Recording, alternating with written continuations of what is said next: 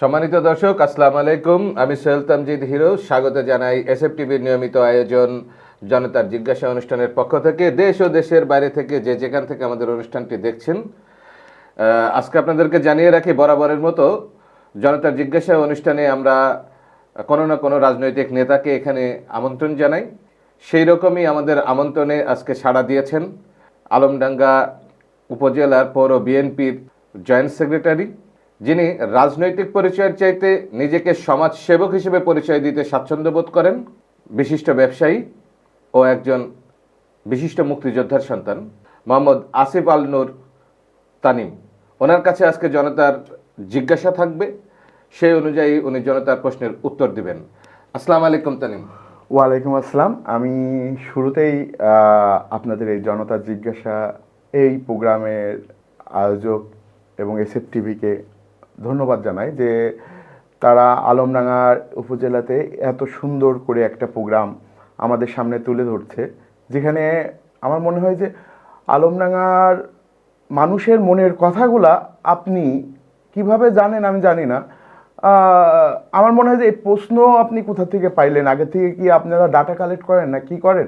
আপনি সেই প্রশ্নগুলো করেন, যেটা আমি যখন আপনার প্রোগ্রাম দেখি, তখন আমার মনে হয় যে এই প্রশ্নটাই আমার করার ছিল তার কাছে। আপনি দেখে যে সেই প্রশ্নটা করছেন, কিন্তু আপনি তো কোনো ডাটা নেন না, নেন না আপনি। তো আপনাদের এই প্রোগ্রাম আমি আসলেই খুবই অ্যাপ্রিসিয়েট করি। আমার মনে হয় যে এই ধরনের প্রোগ্রাম থাকলে, অন্তত জবাবদিহিতামূলক এই ধরনের প্রোগ্রাম থাকলে, মানুষ সেই প্রোগ্রামটাকে খুব সাদরে গ্রহণ করবে। ধন্যবাদ এসএফ টিভিকে, ধন্যবাদ ভাই। যাক, ধন্যবাদ আপনাকে। যেহেতু আজকের অনুষ্ঠান হচ্ছে জনতার জিজ্ঞাসা, আর আপনি একজন রাজনৈতিক নেতা, সেজন্য জনতার জিজ্ঞাসাগুলো আপনার কাছে করতে চাই, আর আপনি ঠিক সেভাবেই আমাদের উত্তরটা দেবেন আশা রাখি। তো আজকে আমাদের প্রথম প্রশ্ন, এই আলমডাঙ্গা উপজেলার অনেক সমাজসেবক আছেন, বিশিষ্ট ব্যবসায়ী আছেন এবং রাজনীতিবিদও আছেন। তো সেই ক্ষেত্রে আমরা দেখেছি যে আপনি একজন তরুণ ব্যবসায়ী এবং একজন সমাজসেবক এবং রাজনীতিবিদ। তো সেই ক্ষেত্রে আপনার সম্পর্কে আমরা একটু জনতাকে জানাতে চাই। আপনি আপনার পরিচয়টা দিবেন? ধন্যবাদ। আমি মোহাম্মদ আসিফ আল নূর। আমি আলমডাঙ্গাতে ছোটোর থেকে বড় হয়েছি।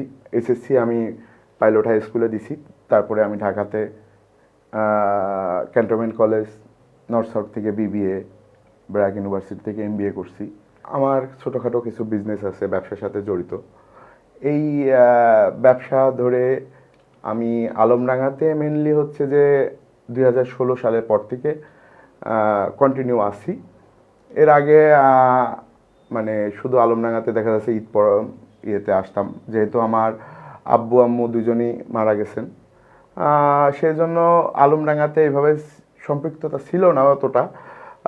2016 সালের পর থেকে আমার এখানকার বিজনেস বলেন বা ঢাকায় ছোটোখাটো যেটাই বিজনেস আছে, এগুলা দেখাশোনার ইয়ের মাধ্যমে যখন আমি আলমডাঙ্গাতে আসি, তখন আমি একটা জিনিস ফিল করি যে ব্যবসা জিনিসটা আল্লাহ যেটা মানে আমাদের হাদিসে বলছে যে হালাল, এটা আসলে এই জন্য আমার মনে হয় যে এই যে আমি ব্যবসা করি, ব্যবসার মাধ্যমে আমার আন্ডারে যে 8-9 জন লোকজন কাজ করতেছে, তাদের ফ্যামিলি চলতেছে।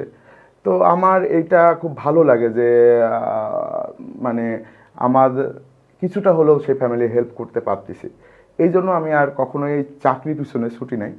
আর ব্যবসা হচ্ছে যে বাই বন বলতে পারেন, আব্বু ব্যবসায়ী ছিল, এরপর থেকে আমি ব্যবসার সাথে যুক্ত এবং আমার পড়াশোনাও যেহেতু ব্যবসা রিলেটেড করে আসছি, এভাবেই চলছে। আজকের অনুষ্ঠানে আপনি আসার সাথে সাথেই আমরা যখন আপনার কথা বলছি এবং সেই সময় যখন আমরা খাতায় এন্ট্রি করছি, নামের আগে যখন আপনাকে একজন রাজনীতিবিদ কথাটা লিখতে গেছি, সেই সময় আপনি আমাকে বাধা দিয়েছেন যে না, আসলে আমি রাজনীতিবিদের চাইতে স্বাচ্ছন্দ্য বোধ করেন একজন সমাজসেবক হিসেবে। তো সেক্ষেত্রে যেহেতু আপনি আলমডাঙ্গার একেবারে প্রপারের একজন মানুষ, তো সেই জায়গা থেকে রাজনৈতিক অঙ্গনে পদার্পণটা কিভাবে এবং রাজনীতি করতে হবে, রাজনৈতিক প্ল্যাটফর্মে যেতে হবে, এই অনুভূতিটা আপনার কাছে কিভাবে তৈরি হলো?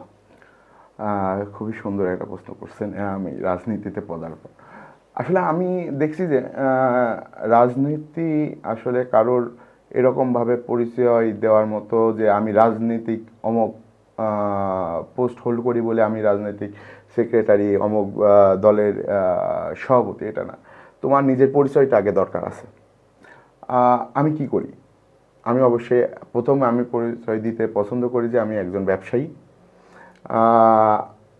তারপরে আমার ভালো লাগে যে আপনারা যে বলতেছেন, আমি সমাজের ছোটোখাটো মানুষের হেল্প করতে আমার খুবই ভালো লাগে এটা। এরপরে রাজনীতিতে পদার্পণ হচ্ছে যে আমি আমার মনে আছে সেটা আমার জন্ম 85-তে অক্টোবরে, 91 সালে মিয়া মনসুর আঙ্কেল যখন বাংলা মানে আমাদের এই চুয়াডাঙ্গা 1 আসন থেকে এমপি নির্বাচিত হয়ে পরবর্তীতে তিনি মন্ত্রী পদ পান। তো আমি সেই সময় দেখছি যে আমার তার আগে থেকে দেখছি যে মানে ওই সময় আমার আব্বুদের দেখতাম যে আব্বু আমাদের মানে আমরা থাকতাম আলমডাঙ্গা শহরে, আমাদের গ্রাম বলতে কিছুই নাই, মানে আলমডাঙ্গা পোপারে থাকতাম, থানার পিছনে বাসা। আমার গ্রাম হচ্ছে গোবিন্দপুর নওদামণ্ডবীর। তো আব্বুর কাছে প্রতিনিয়ত গ্রামের থেকে লোকজন আসতো কোনো একটা প্রবলেম নিয়ে আসতো। তো এই প্রবলেম নিয়ে আসতো, আমি আব্বুকে দেখছি যে সেই লোকের সাথে বসে তার প্রবলেম শুনে সেখানে মানে কিভাবে সেটা সমাধান তাৎক্ষণিক সমাধান করা যায়। এবং আব্বুকে দেখতাম যে মানে আব্বুর কথায় বাবার কথা মানে এতটাই মানুষজন মানে তাকে ভালোবাসতো বা মানে শুনতো যে তার একটা ডাকে সেই সময় আমি দেখছি, আমার বয়স মনে হয় 6-7-800 মানুষ আমাদের ওই গোবিন্দপুর নওদামণ্ডপীর থেকে এক ডাকে চলে আসবে। তো এই জিনিসগুলা মানে এই যে মানুষের ভালোবাসা পাওয়া, আমি আব্বাকে দেখছি, আব্বাকে মানুষ ভালোবেসে যে দোয়া দিছে, আজকে আল্লাহ তাকে জান্নাত নসিব করুক, সবাই দোয়া করবেন। এই দোয়া এটা আসলে সবার ভাগ্যে হয় না। তাহলে মূলত রাজনীতিতে আসা বাবার রাজনৈতিক যে স্পৃহা এবং অবস্থান, জনগণের ভালোবাসা, এটা থেকেই কিন্তু আপনি উৎসাহিত হয়েছেন এবং রাজনীতি করবেন বলে মনে করেছেন। আর সেই জায়গা থেকে আজকে কিন্তু আলমডাঙ্গা পৌর বিএনপির মতো একটা জায়গায় আপনি জয়েন্ট সেক্রেটারি হিসেবে এখানে নেতৃত্ব দিচ্ছেন। আমরা যতটুকু জানি যে তানিম, আপনি আপনার গ্রামে নিজ অর্থায়নে প্রায় 48টি পরিবারকে আপনি এককালীন অর্থ দিয়ে মানুষকে অর্থনৈতিকভাবে স্বাবলম্বী করার চেষ্টা করেছেন। এ বিষয়ে একটু কি বলবেন? আসলে এটা হচ্ছে যে বলতে পারেন যে আমার একটা চিন্তা ধারণা থেকে আসছিল যে একটা মানুষকে যদি আমি একটা স্বাবলম্বী করার জন্য এককালীন একটা কিছু করে দিই, যেমন আপনি ধরেন একটা মানুষের একটা বড় একটা গরু কিনে দিলেন, সে গরুটা কিনে দেওয়ার পর সে গরুটা কিছুদিন খাওয়ানোর পরে সে বিক্রি করবে, অবশ্যই সে সেখান থেকে প্রফিট করে সে আর একটা গরু কিনবে এবং সে স্বাবলম্বী হবে। আমি এইভাবে চিন্তা করে আমি আসলে দেখছি যে মানুষের প্রয়োজন কোনটা। যে লোকটা দেখা যাচ্ছে যে তার থাকার কিছু জায়গা আছে কিন্তু তার ইনকামের সোর্স নাই, আমি চিন্তা করছি যে তাহলে তাকে একটা ভ্যান কিনে দেওয়া যাক। সে ভ্যান কিনে দেওয়ার কারণে সে কী হবে, তার প্রত্যেক দিনে একটা নির্দিষ্ট পরিমাণ একটা আয় হবে, সে মানুষের কাছে হাত পাতবে না। আর আমার একটা হচ্ছে যে আমি একজনকে মানুষকে আমি যখন আমি দিব তাকে আমি এটা বলি যে ভাইয়া আমি এই জিনিসটা তোমাকে করে দিব এবং এই জিনিসটা করে দেওয়ার পর তুমি কখনো আমাকে বলবা না যে ভাই আমি মানে আপনি এই জিনিসটা করে দিয়েছেন, এরপরে এসেও আমি আবার তো আপনার কাছে হাত পাতবো। মানে আমি চাই যে তুমি এইটার থেকে তুমি তোমার মতো করে অর্থনৈতিকভাবে সে পুনর্বাসিত হোক। এই ক্ষেত্রে আমি আমার গ্রামের যেটা বললেন 48টা, হ্যাঁ গ্রামে 48-50টা হয়েছে, গ্রামের বাইরেও আছে। আমি চেষ্টা করছি যে আমার নির্দিষ্ট পরিমাণ যে আমার আল্লাহ যতটুকু ক্ষমতা দিচ্ছে যে এই থেকে আমি যতটুকু হেল্প করতে পারি এইভাবে সাহায্য করা। কারোর বাসা তৈরি করা বলেন, আমি দেখা যাচ্ছে যে তার বাসা নাই, সব আছে মোটামুটি চলতেছে, তার থাকার জায়গা নাই, ঠিক আছে, তার বাসা একটা তৈরি করতে 30-40 হাজার টাকা খরচ হবে, ঠিক আছে, আমি চেষ্টা করছি এটা আমি করে দেওয়া যাতে সে সেখানে একটু ভালোভাবে থাকতে পারে।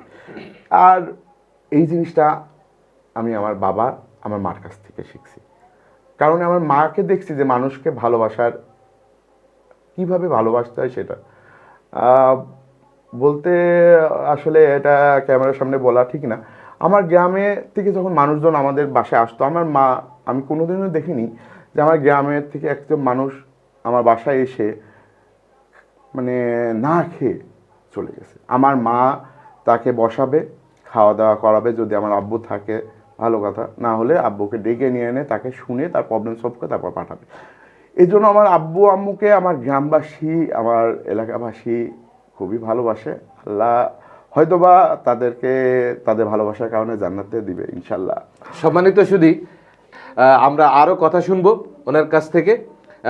ছোট্ট একটা বিরতিতে যেতে চাই এবং বিরতির পরে আমরা ফিরে আসবো। ততক্ষণ পর্যন্ত আমাদের সঙ্গেই থাকুন।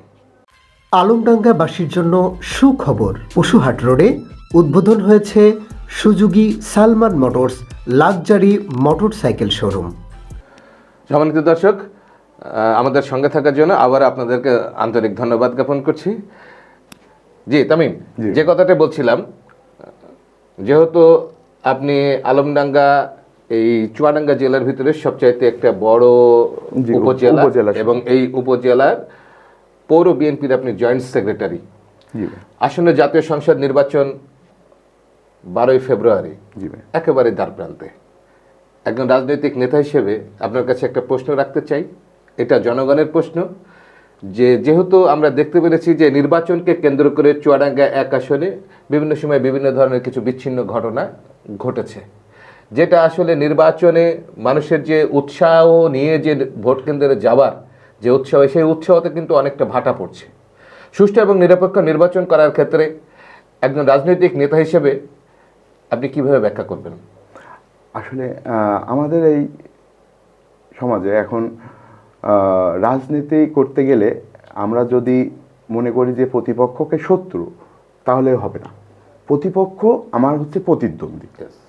এবং বিএনপি রাজনীতি যারা করে, যারা আমাদের জিয়াউর রহমান, প্রেসিডেন্ট জিয়াউর রহমানের দলকে, জাতীয়তাবাদী দল বিএনপির দলকে ভালোবাসে, মন থেকে ভালোবাসে। আমার মনে হয় যে তারা কখনোই এই ধরনের কাজ করতে পারে না। তবে ছোটোখাটো ঘটনা অনেক সময় হয়ে যায় কি, লাইক হচ্ছে যে আমরা 4-5 জন মিলে এক জায়গায় আসি, ওই দেখা যাচ্ছে বাইরে থেকে একটা অপ্রাসঙ্গিক একটা ঘটনা ঘটে গেল। তো সেই ক্ষেত্রে ওইটাকে আমরা না বিবেচনা করে, আমার মনে হয় যে এই 17 বছর যে আমরা ভোট দিতে পারি নাই, তো আপনি যেটা বলতেছেন যে না, ভোট কেন্দ্রে যাওয়ার বিষয়টা হচ্ছে অতটা এই মানে কোথাও ঝগড়া বিবাদের কারণে যে পিছায় পড়বে, আমার মনে হয় না। মানুষ স্বতঃস্ফূর্তভাবে ভোট কেন্দ্রে যাবে, ভোট দেবে। কারণ কি, আমাদের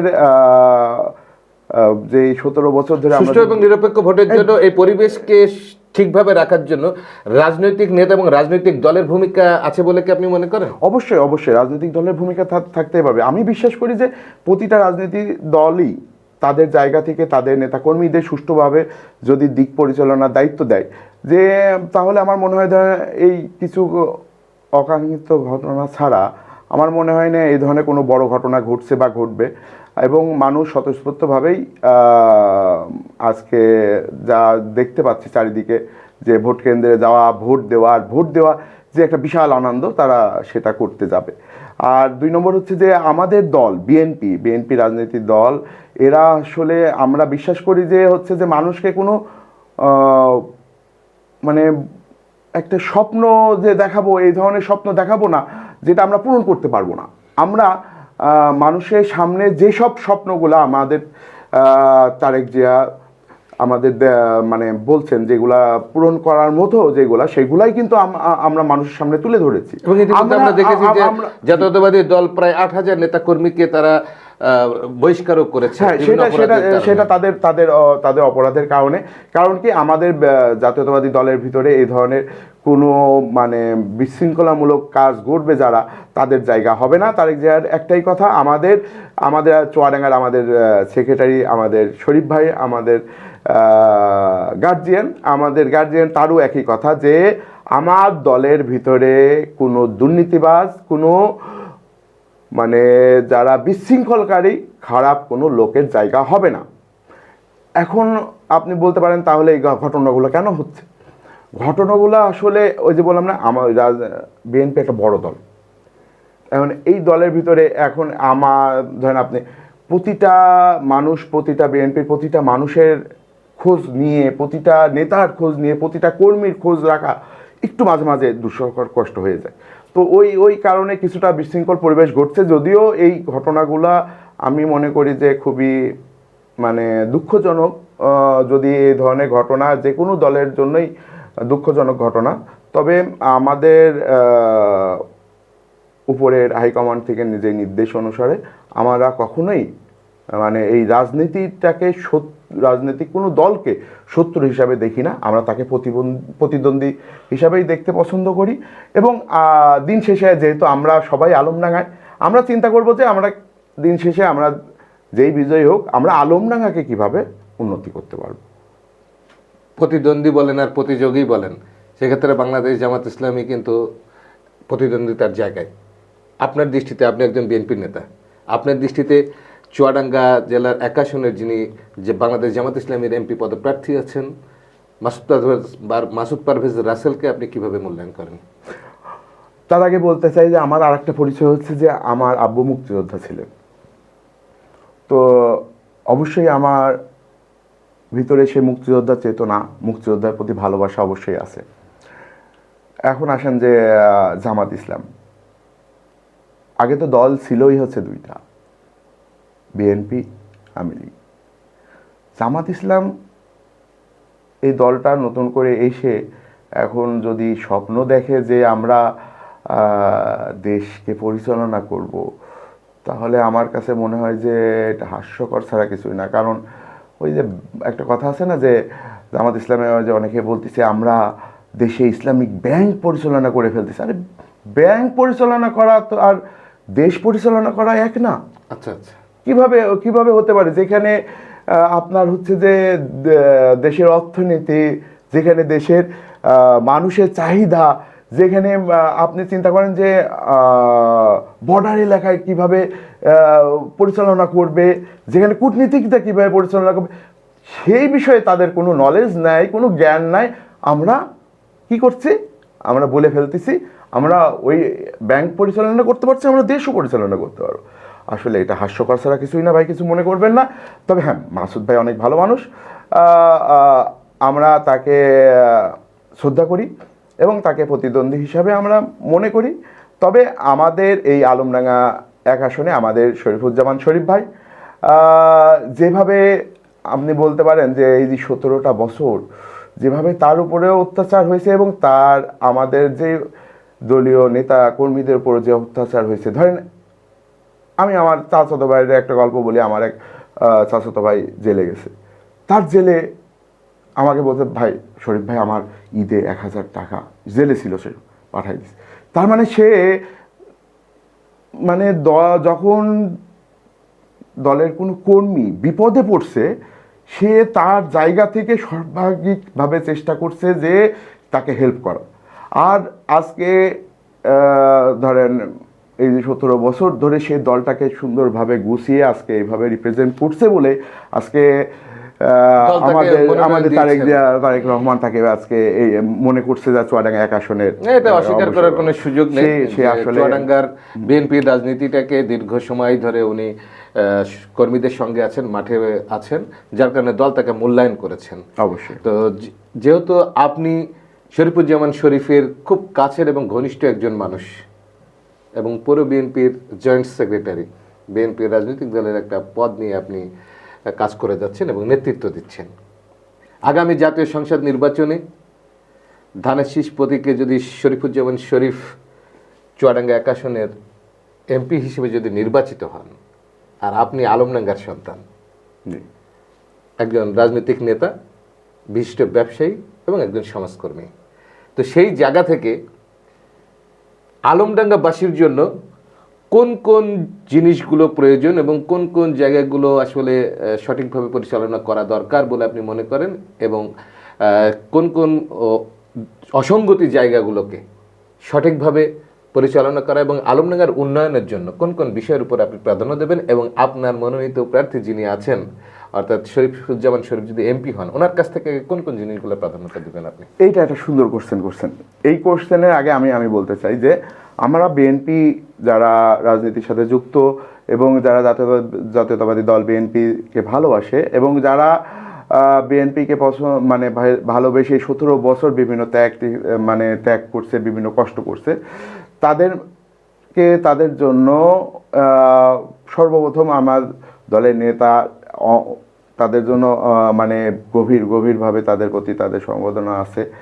এখন আমি দ্বিতীয় কথা হচ্ছে যে আমাদের আলমডাঙ্গা হচ্ছে যে চুয়াডাঙ্গা, আমার মনে হয় চুয়াডাঙ্গা জেলার মধ্যে একটা বড় একটা উপজেলা। কিন্তু আপনি দেখেন যে আলমডাঙ্গা, আমি ছোটকালতে দেখছি যে আলমডাঙ্গার রাস্তাঘাট থেকে শুরু করে আপনার শিক্ষা প্রতিষ্ঠান বলেন সবসময় অবহেলিত হচ্ছে। আপনি ইভেন দেখেন, আপনি পৌরসভা যাওয়ার রাস্তা দেখেন, মনে হয় না মানে যদি আপনি প্রথম শ্রেণী পৌরসভা, আপনি রাস্তায় পৌরসভায় যা ঢুকতে রাস্তায় গেলে আপনার মনে হবে যে ওই এত কাদা, এত যাওয়া যায় না।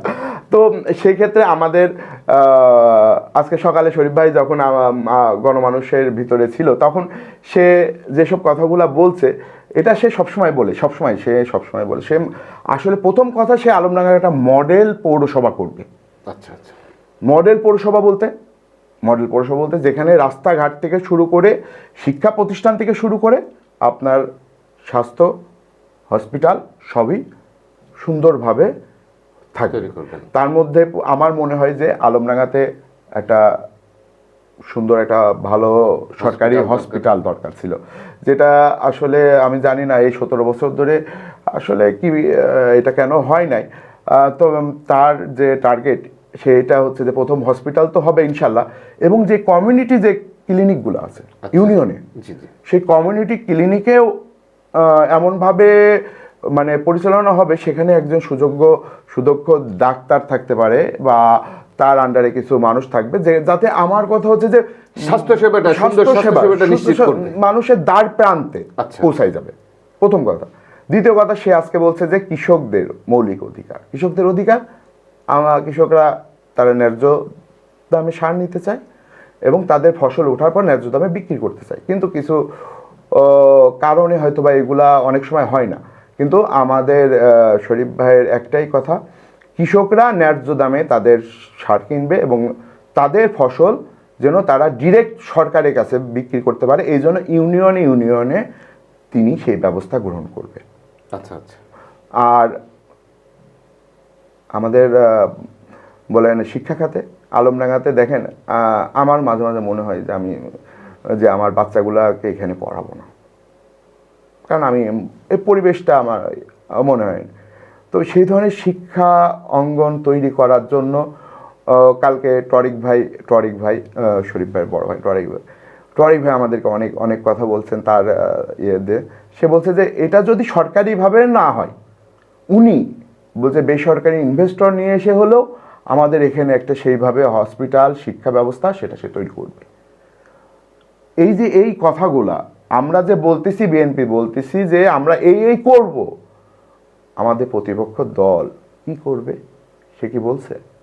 তারা ওইটা করতে চায়, তাদের একটাই কথা, আমরা কি করব, আমার দুর্নীতি করব না, আমাদের দলে দুর্নীতির জায়গা নেই। আরে ভাই, তোমার দলের দুর্নীতির জায়গা নেই, তুমি কি করবা না, তুমি দেশের মানুষের জন্য কি করবা সেটা কখনো স্পষ্ট করে তারা বলে না। মানে আমার কাছে খুব ইয়ে লাগে যে আমাদের তারেক রহমান যে আটটা যে বিষয় নিয়ে আলোচনা করছে, ফ্যামিলি কার্ড, কৃষি কার্ড। সম্মানিত শুধু আমাদের অনুষ্ঠানের আজকে যিনি অতিথি আমাদের তানিম, উনি বললেন যে অবহেলিত আলমডাঙ্গা উপজেলার অনেক উন্নয়নের কাজ বাকি আছে, সেগুলো যদি উন্নয়ন হবে যদি বিএনপির মনোনীত প্রার্থী শরীফুজ্জামান শরীফ যদি নির্বাচিত হন, উনি একজন উপজেলার নেতা হিসেবে অবশ্যই এই দাবিগুলো করবেন। অবহেলিত আলমডাঙ্গাকে একটা উন্নয়নের রোল মডেল একটা উপজেলা এবং একটা পৌরসভা উপহার হিসেবে উনি বললেন আমাদেরকে। আমরাও চাই যে চুয়াডাঙ্গা জেলার সবচেয়ে বৃহত্তর একটি উপজেলা আলমডাঙ্গা উপজেলা একটি সুন্দর মডেল উপজেলা হোক এবং একটা ভালো মানের পৌরসভা তৈরি হোক, যেখানে মানুষের সব ধরনের সুযোগ সুবিধা থাকবে। আমরা অনুষ্ঠানের একেবারে শেষ পর্যায়ে চলে এসেছি। অনুষ্ঠানের শেষ পর্যায়ে এসে আপনার কাছে আমরা শেষ প্রশ্নটা করতে চাই, এবং সেটা জনতারই প্রশ্ন। সে প্রশ্নটা হচ্ছে যে একজন রাজনৈতিক নেতা হিসেবে 12 তারিখের যে নির্বাচন অনুষ্ঠিত হতে যাচ্ছে, ত্রয়োদশ জাতীয় সংসদ নির্বাচন, এই নির্বাচনে সকলকে সুন্দর একটা নির্বাচনের পরিবেশ দেওয়ার ক্ষেত্রে আপনার নিজের দল এবং আপনার প্রতিপক্ষ যাদেরকে ভাবছেন, বিশেষ করে জামাত ইসলামী বাংলাদেশ, এই দলের প্রতি আপনার কোনো মেসেজ আছে কিনা? জি, আমি সর্বশেষ এটা আপনার যেহেতু শেষ প্রশ্ন, আমারও উত্তরটা খুবই সংক্ষিপ্ত আকারে বলতে চাই। আমি বলতে চাই সবাই যেন সুষ্ঠুভাবে ভোট দিতে আসবে এবং সবাই সবার নিজ নিজ জায়গা থেকে তার নিজের যে দায়িত্ববোধ থেকে নিজের মানে মনুষ্যত্বকে প্রশ্ন করে এবং নিজের মনের থেকে ভোটে যাকে সে মনে করবে যে ভোট দিলে আলমডাঙ্গার জন্য মানে আলমডাঙ্গার জন্য ওরা একটা রোল মডেল হিসেবে কাজ করবে, তাকে সে ভোট দিবে এবং ভোট কেন্দ্রে যাবে এবং সবাই সবার দায়িত্ব দিয়ে সেই ভোট কেন্দ্রটাকে সুষ্ঠুভাবে পরিচালনা করার জন্য যা যা করা লাগবে সবাই সেটাই করবে। আমার দলেরও নেতাকর্মীদের সেই মেসেজ দেওয়া আছে, আমার তারেক রহমান সাহেবও সেই মেসেজ দিয়েছেন এবং আমি অন্য দলকেও বলতে চাই যেন আমরা কোনো ধরনের ঝগড়া বিবাদে জড়াবো না ইনশাল্লাহ। আর ঝগড়া বিবাদ আমরা কখনোই করতেও চাই না। আমরা সবাই ভাই ভাই, আমরা জনগণ আমাদেরকে ভালোবেসে যাকে ভোটে জয়যুক্ত করবে আমরা সবাই তাকে স্বাগতম করে বুকে জড়িয়ে নেব। সম্মানিত সুধী, চমৎকার কথা বললেন। একজন রাজনৈতিক নেতা হিসেবে ভোটের পরিবেশকে সুন্দর রাখার জন্য এবং যাতে সুষ্ঠু নিরপেক্ষ নির্বাচনের ভোট গ্রহণ হয়, সেই ক্ষেত্রে উনি ওনার দলের সাধারণ নেতাকর্মীদের প্রতি মেসেজ দিলেন এবং পাশাপাশি যারা বিপরীতমুখী, যারা ওনাদের প্রতিপক্ষ দল হিসেবে আছেন, তাদেরকে ওনারা বললেন আমরাও চাই দীর্ঘ সময় পর একটা সুষ্ঠু এবং নিরপেক্ষ নির্বাচন বাংলাদেশে অনুষ্ঠিত হোক। সেই ক্ষেত্রে এই চুয়াডাঙ্গায় বিশেষ করে 1 আসনের সাধারণ মানুষ সবাই নির্বিঘ্নে নির্বাচন কেন্দ্রে যে তারা ভোট দিক এবং সুষ্ঠু ভোটের মাধ্যমে এমন একজন প্রতিনিধিকে তারা নির্বাচিত করুক যে প্রতিনিধি চুয়াডাঙ্গা 1 আসনের জনসাধারণের কথা ভাববে, চুয়াডাঙ্গার উন্নয়নের কথা ভাববে। ধন্যবাদ সকলকে। আসসালামু আলাইকুম।